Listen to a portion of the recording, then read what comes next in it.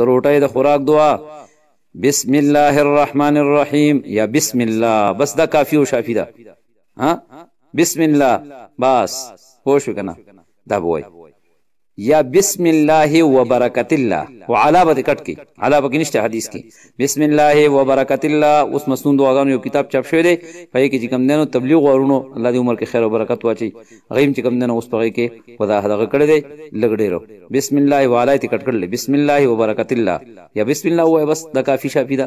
او بیا چې کوم دنو چې دا نه یې رشوا نو پمین کې بسم الله اوله و اخره، او چې کله چې کوم دنو روټۍ دی او خړلا نو ور سره به دا دعا وای چې کوم علمي اللهم اطعم من اطعمني واسق من سقاني، او کچری قربین الحمدلله الذي اطعمنا وسقانا وجعلنا من المسلمين.